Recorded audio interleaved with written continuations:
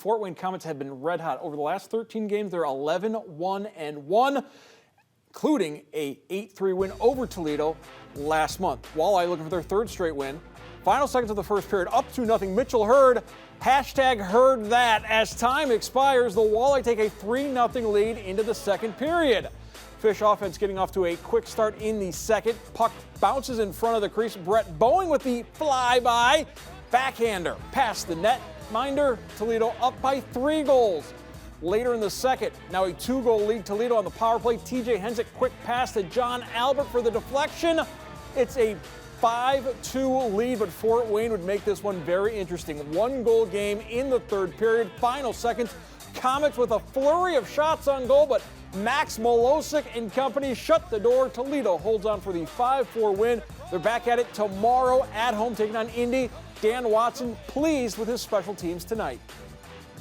Special teams, it's such a big part of this league and such a big part of having success. And obviously we get 3 on the power play, and then like you mentioned, Kyle, those last 2 were huge. Obviously we weren't having great success on it, but to have those last 2, a couple big blocks, a couple guys making sure that puck was down 200 feet and certainly solidified that win. We knew there wasn't going to be any quit from them, and they were going to make that push. They did in the second period, so we knew we were up for a battle, but with all the new guys in our lineup and the new line combinations, the way that these guys played and gutted it out, it's a big victory for us.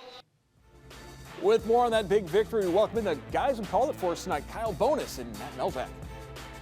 All right, thanks. Back out here at the Huntington Center. What a night here in downtown Toledo. A game that, Kyle, I think had a lot of flows to it. Great start for Toledo, and that's why they won this game. Yeah, absolutely. They got out to that big 3-0 lead. They got a 3-goal lead at a couple different occasions, and it was enough to kind of hang on when they maybe didn't have their best in the third period, but they still came out victorious 5-4. That's how some games go, isn't it? Yeah, and it really is hard to match another team's desperation when they're down a couple of goals.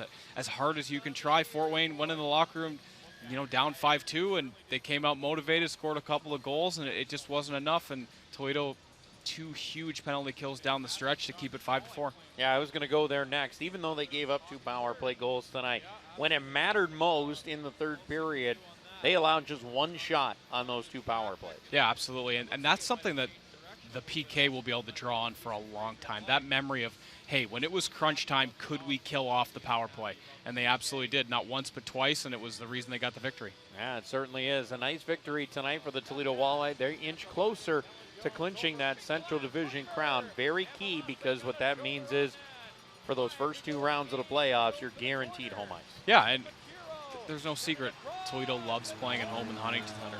Best fans in the league, best rink in the league. They're comfortable at home, have an outstanding home record. So, yeah, they want to win the division. They want to get home ice. Yeah, and they're a step closer with a victory tonight. They've got 2 more here at home this weekend. The Indy Fuel coming up tomorrow right here in downtown Toledo.